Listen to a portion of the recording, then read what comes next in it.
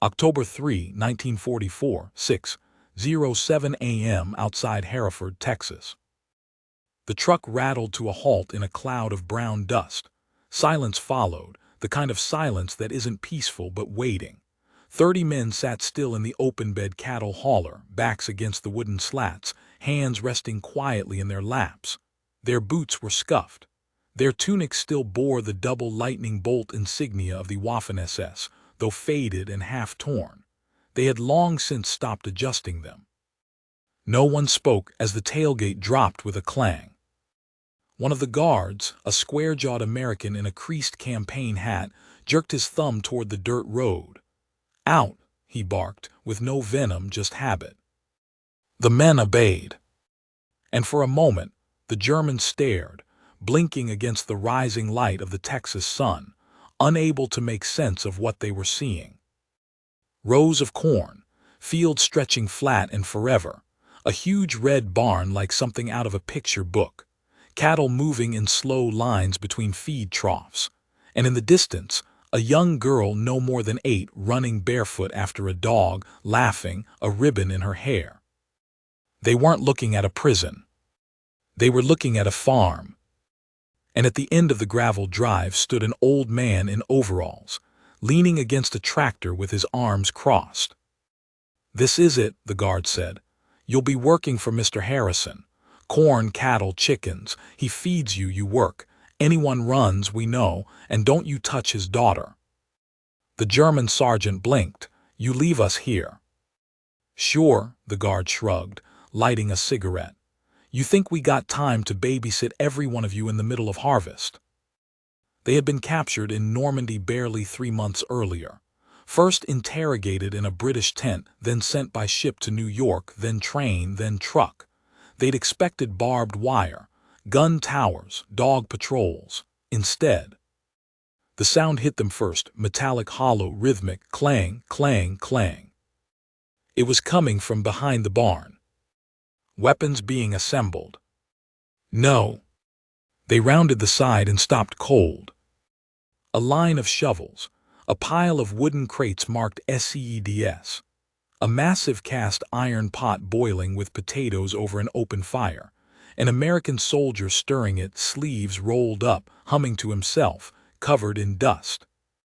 Next to him was a white tent with a handwritten sign flapping in the breeze, POW lunch mess. And beneath it, 4 Germans from another unit, ones who'd arrived weeks earlier, were sitting on benches eating. Laughing. Not one was chained. The old farmer walked up to the new arrivals, hands on his hips. "You boys know how to pick cotton." No one answered. He spat, "Hell, you'll learn." One of the Americans handed out gloves. Another pointed toward a distant field. And like that, the prisoners were walking, surrounded by nothing but soil and sky, and a silence that no watchtower ever enforced, because there weren't any. 10 miles from town, no fences, no guards. Just trust. Or was it a trap? That night they were given sausage, real sausage, a tin cup of milk, a slice of pie. The young girl with the ribbon, her name was Clara, handed out the plates, smiling. The German sergeant leaned toward one of the other POWs, a boy named Conrad, barely 18. Did they forget we're the enemy? Conrad didn't answer, but he looked down at the crust of the apple pie. He hadn't tasted anything like it since his mother was alive. By the 3rd day, the shock had turned into confusion. They weren't yelled at.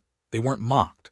The work was hard, brutally hard, 12-hour days under sun that could crack a skull open. But at lunch, they were given cold water in jugs, sometimes even Coca-Cola. The American farmhands, a mix of boys too young or too injured to fight, worked beside them, ate beside them, swore the same way when they dropped a feed bucket or got stung by hornets.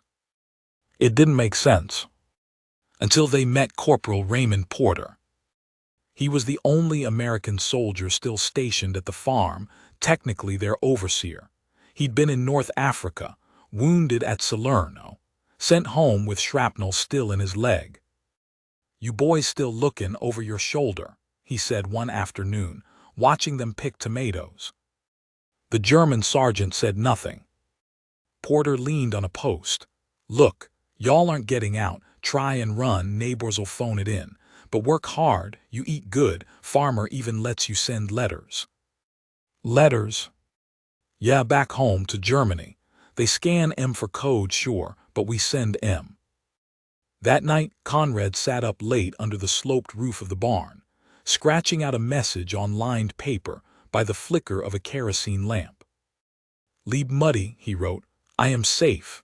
I work on a farm, the family is kind, they do not beat us. They let us eat with them. The girl reminds me of Anna." He stopped. The pen trembled. Then he kept writing. In the weeks that followed, the lines blurred even more. Farmer Harrison stopped calling them Krauts. His wife, who had once screamed at the radio every time it mentioned Hitler, taught the Germans how to bake cornbread.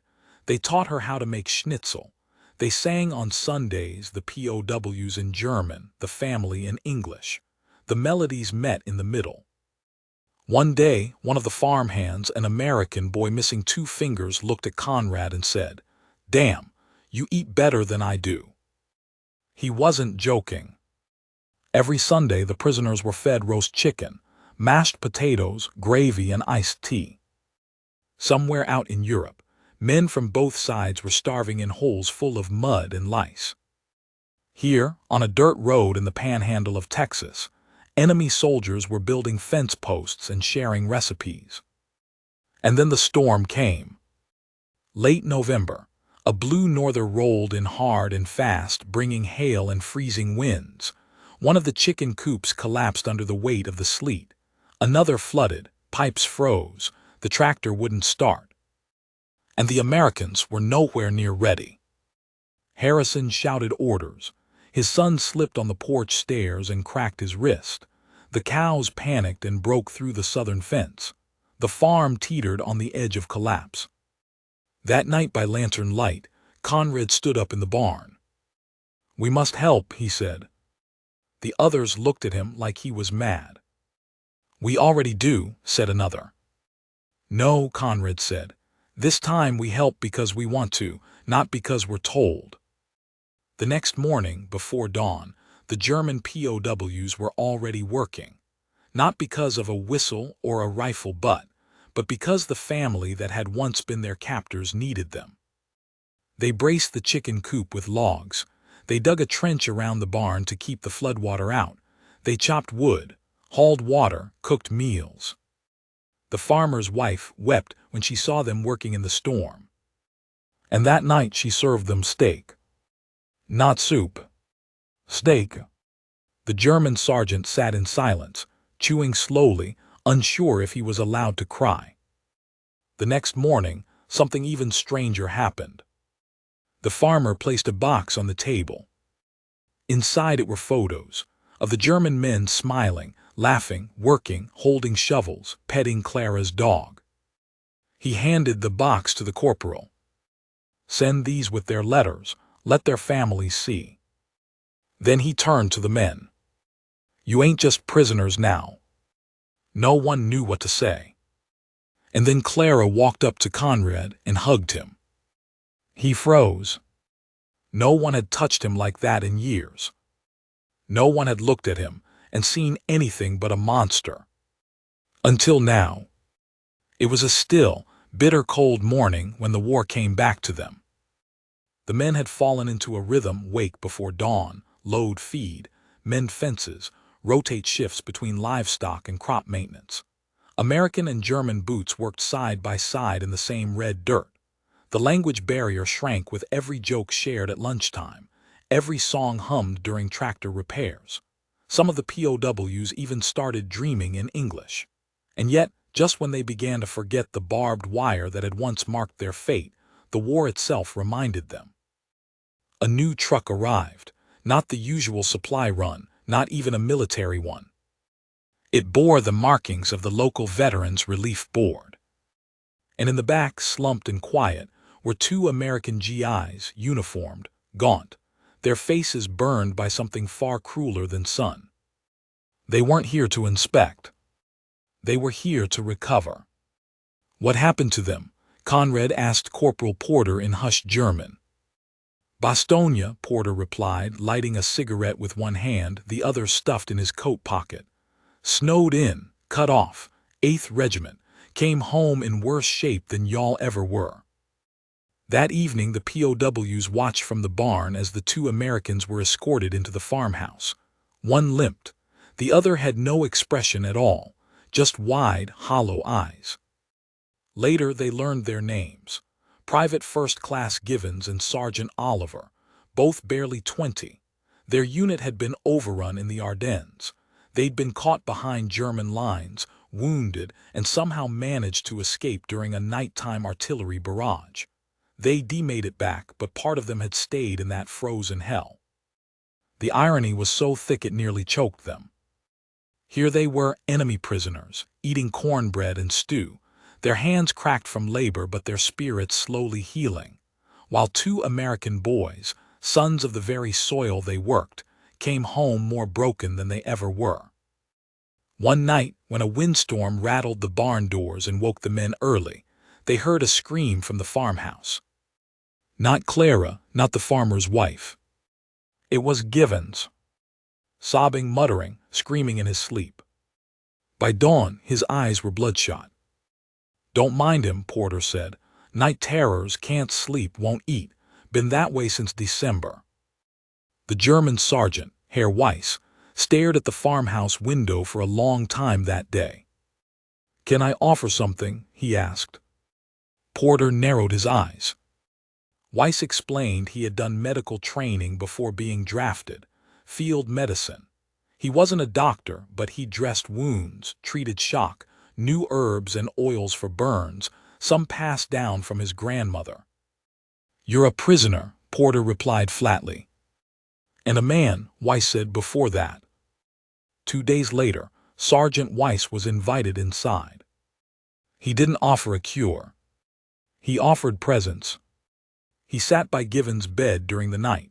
When the boy thrashed, Weiss placed a hand on his chest and whispered songs from his village. Simple, slow mountain lullabies. It helped. A week later, Givens ate his first full meal since arriving.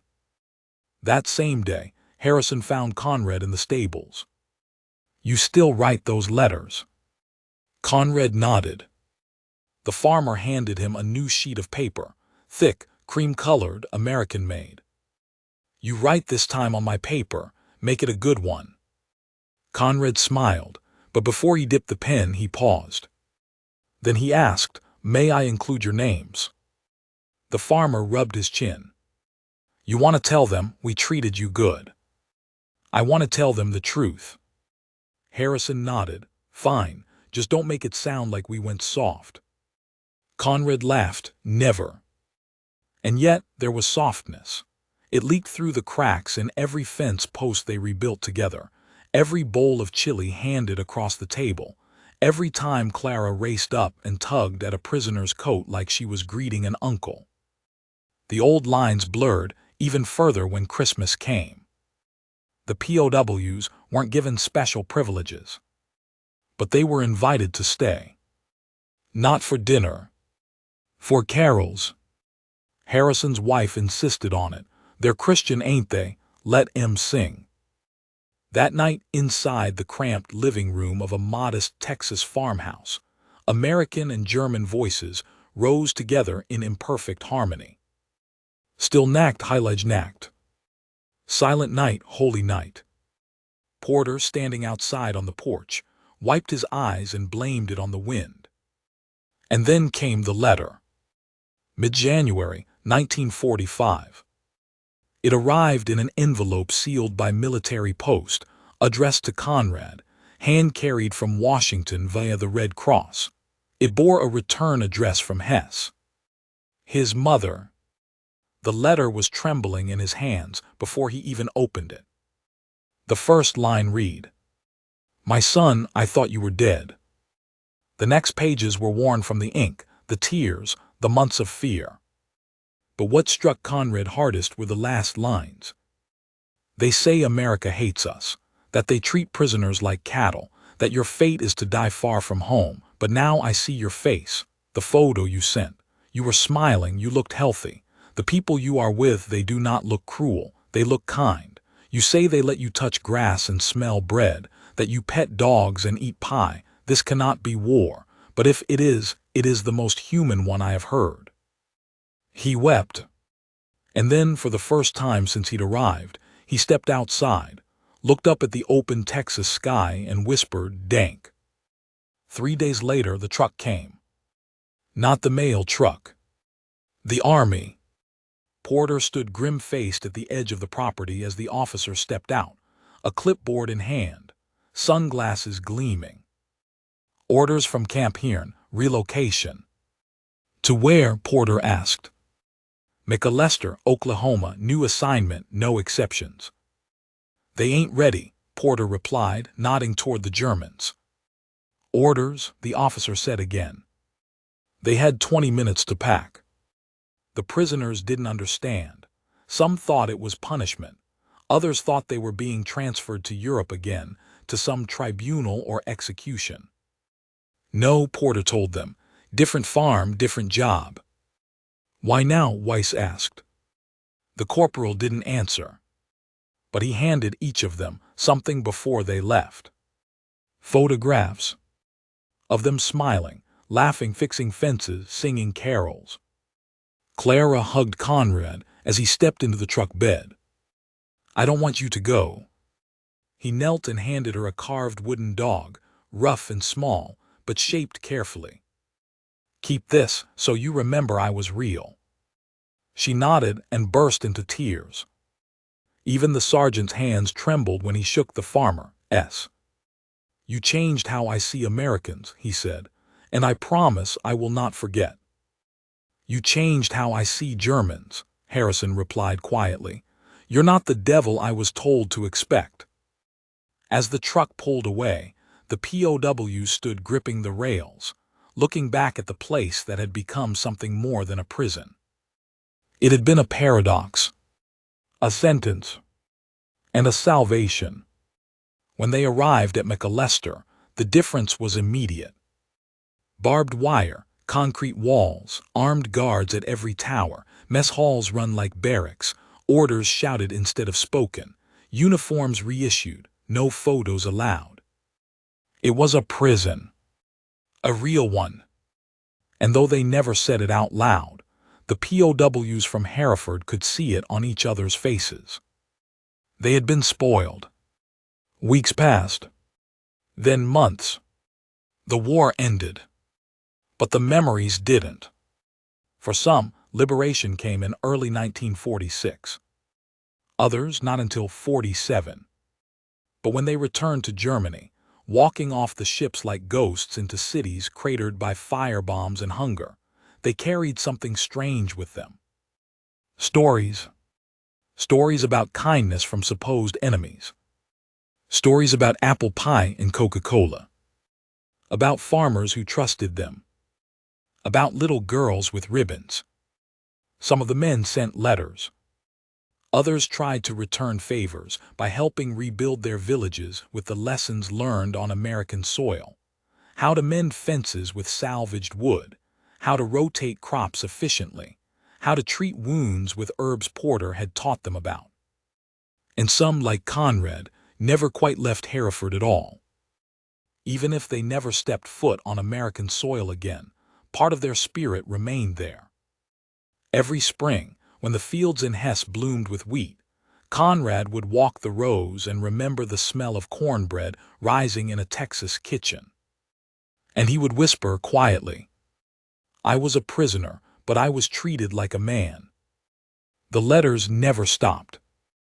For years after the war, postcards and envelopes with blue American stamps made their way across the Atlantic, into cracked mailboxes in ruined German towns. And always, the same handwriting on the return address: Harrison Farm, Hereford, Texas. They came every Christmas, every harvest season. Every year Clara turned older, a new photograph tucked inside her holding a basket of eggs, her next to a new tractor, her on the steps of a schoolhouse. sometimes just a short note. We finally painted the barn. Still red. Or, the chickens miss y'all more than I do, almost. Conrad read each one like scripture. He kept them in a box under his bed in Frankfurt, in the tiny two-room apartment he'd taken after returning home. He married a nurse who had survived the Hamburg bombings. They had 2 children. But even after all that, when a letter arrived with the faint Texas postmark, he stopped what he was doing and opened it like it contained a breath of something pure. Most didn't believe his stories, not at first. Even his wife raised an eyebrow the first time he told her about Clara, how she used to race out to meet the truck when it brought fresh milk, how she once helped him bandage a calf with a sock and a rag. "An American girl?" she asked. He nodded. "She gave me a paper star for Christmas, drew it herself, said it would keep nightmares away." "Did it?" He smiled but said nothing. Others were more skeptical. Fellow veterans looked at him with guarded suspicion when he spoke about working without chains, of eating steak on Sundays, of learning to swing a hammer from a farmer who once called him the enemy, but later wept when he left. One man, a former U-boat officer, spat on the floor. "You're a fool, you were brainwashed." Conrad didn't argue. But he stopped telling the stories in public. He told them only to his sons. And even they, as boys, thought he exaggerated. Until one day in 1954, when a thick envelope arrived, not from Texas, but from Washington. Inside was a military certificate. To Conrad Weber, in recognition of your honorable conduct and contributions to the American agricultural effort during wartime detainment under the Geneva Convention, the Department of War and United States Agricultural Extension Service formally acknowledges your aid. There was a photo, too. A black and white image of the old Harrison barn, newly repaired in 1945, with Conrad standing beside Clara, both smiling, both holding the same wooden dog he had carved for her a decade earlier. Proof. That winter, he hung it on the wall. Years passed. Germany healed slowly, unevenly. The scars of war never vanished, but new factories rose where rubble once sat. The Marshall Plan poured steel and dollars into places Conrad never expected to see power again. By 1961, West Germany was booming. But Conrad was restless. He had never stopped writing. And Clara had never stopped replying. Her letters changed over time. School became college, then marriage, then children of her own.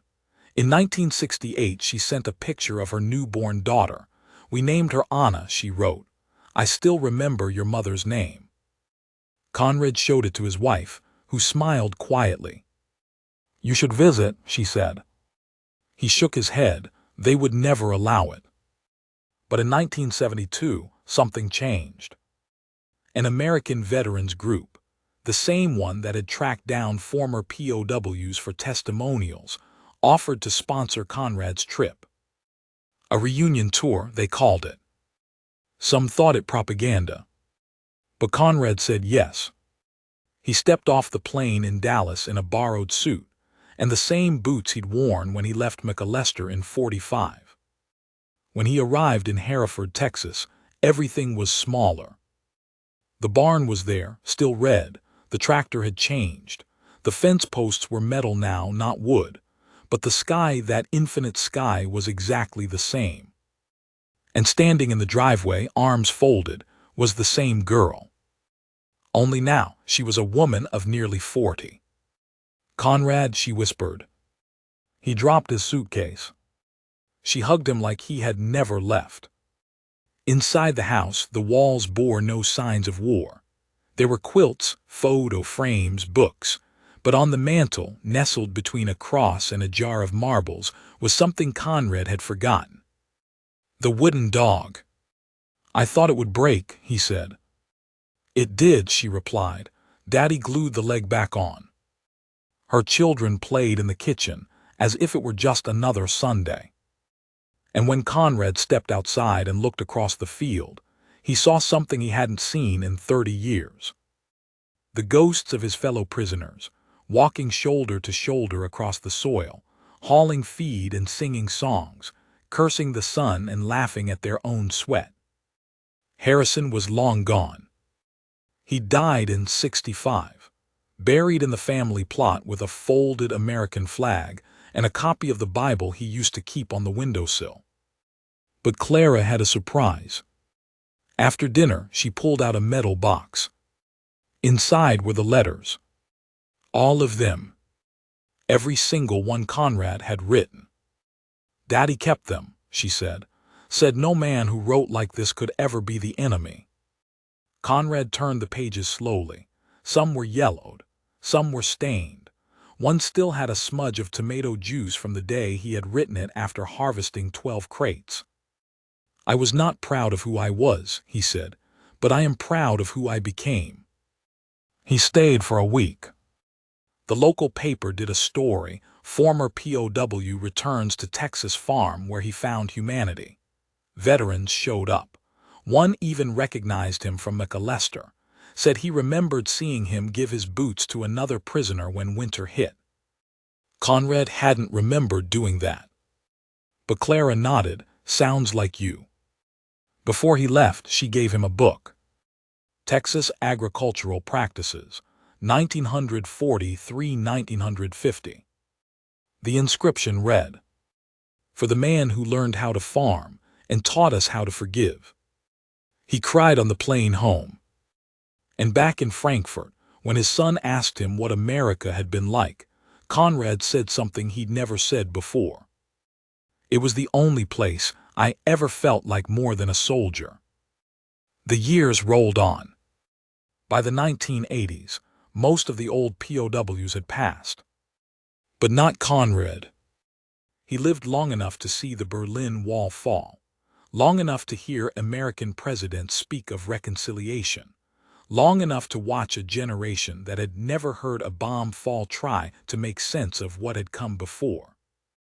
In 1995, on the 50th anniversary of the war's end, Conrad was invited to speak at a commemorative event in Bonn. He was 70. He stepped to the podium in front of a small crowd, Germans, Americans, a few veterans in wheelchairs, and he began with a question. "Do you know what mercy tastes like?" He let the silence hang. "It tastes like cornbread," he said, "and Coca-Cola, and Texas dust in your teeth." He told them everything. The fields, the barn, the little girl with the ribbon, the steak dinner in the middle of a storm, the trust, the letters. And the silence that had followed for decades, because no one wanted to believe that war could contain anything but cruelty. When he finished, the hall was silent. Then an American veteran in the front row stood. He was thin, hunched, his hands shaking. But when he spoke, his voice was clear. "I was in Bostonia. You sat by my bed. You sang to me." Conrad froze, then smiled, and slowly walked down the steps. They embraced in the middle of the room. Two enemies. Two boys, once shattered by a war neither had asked for. Now old men. And friends. The news picked up the story. German POW reunites with U.S. veteran he helped save. More letters followed.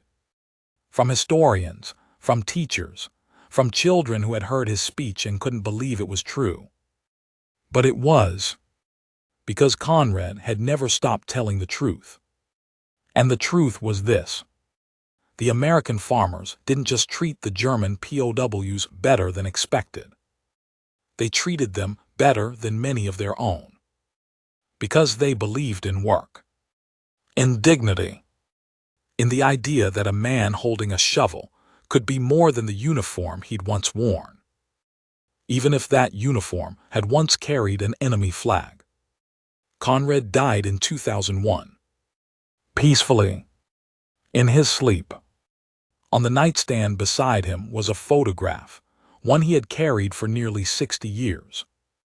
Clara, as a child, holding a paper star. And written on the back, in his own faded hand, "I was supposed to dig trenches. I ended up planting something else." The photograph of Clara with the paper star passed from Conrad's nightstand to his eldest son's desk, then into the hands of his granddaughter Anna, the namesake of Conrad's mother, and of Clara's own daughter, though the two had never met. But the story didn't end in a shoebox. It didn't fade into dust-covered albums or become just another yellowed tale whispered over coffee at family gatherings. Because Conrad had written everything down. All of it.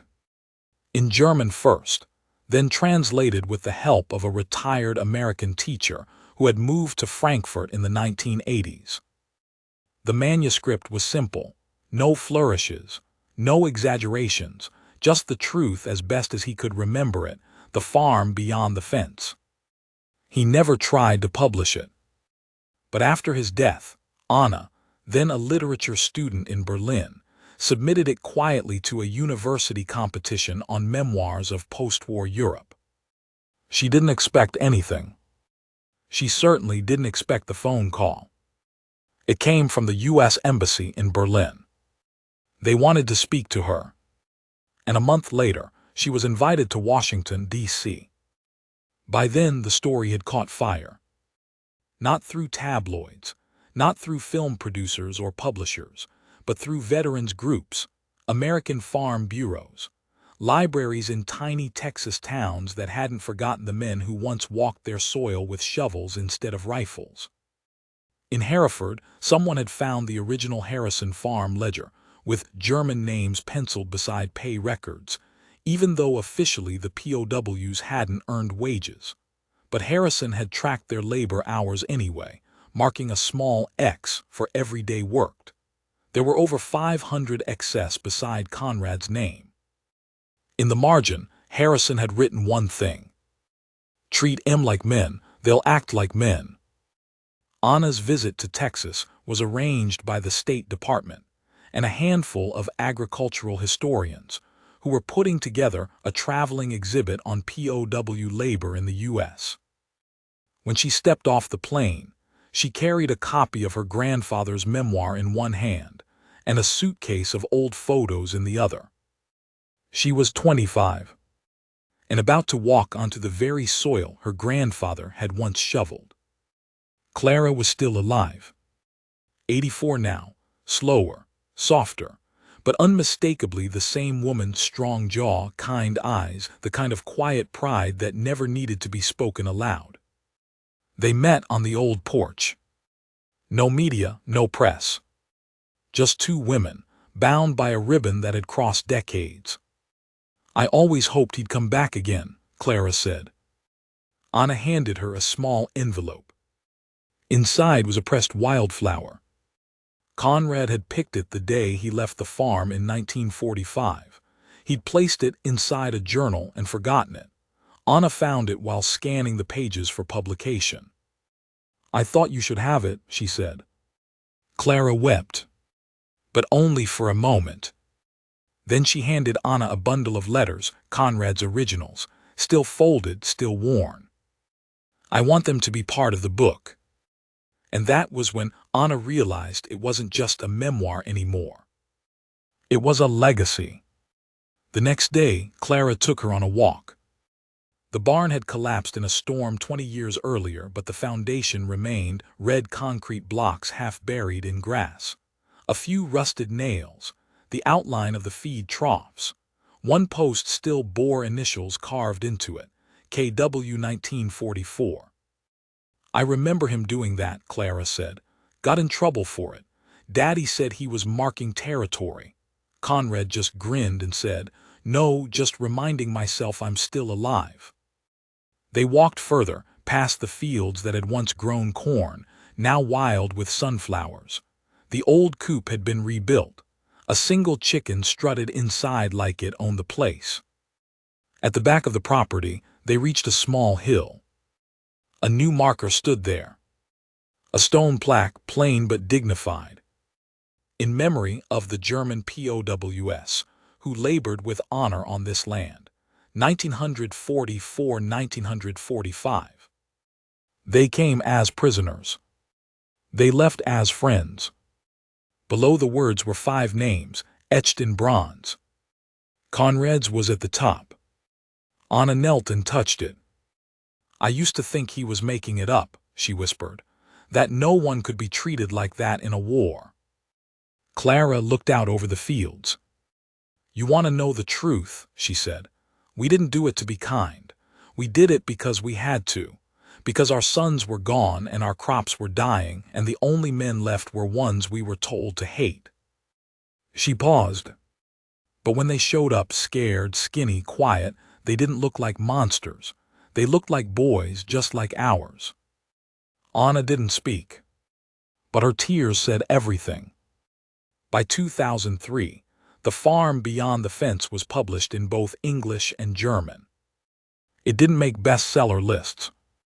But it made its way into libraries, into classrooms, into the hands of people who had never heard that story. That in the middle of the deadliest war in human history, on a dirt road outside Hereford, Texas, enemy soldiers had been given dignity. And gave it back. Veterans who read it wrote letters of their own. One man, a former U.S. Army cook, said he'd served those same POWs in McAlester and had always wondered what happened to them. A high school in Austin began assigning the memoir as required reading for their ethics and civics class. In Germany, a museum curator added it to a traveling exhibit titled "Voices of Captivity, German POWs in the West." And in 2007, on the same anniversary of Conrad's speech in Bonn, Anna stood on that stage, this time in Texas, and read from his final chapter. "We do not choose the wars we are born into, but we choose what kind of men we become inside them." She closed the book. The audience stood in silence. Then applause. Long, rising, full of something deeper than pride. Respect. After the reading, an old man shuffled forward. He was bent at the waist, leaned on a cane, wore a faded campaign hat. "Your grandfather, he gave me a pair of gloves once. During the storm, I lost mine trying to fix a fence. Hands were bleedin'. He handed me his without a word, just nodded, never forgot it." Anna didn't know what to say. So she just hugged him. He smelled of tobacco and cedar and wind. Like the stories.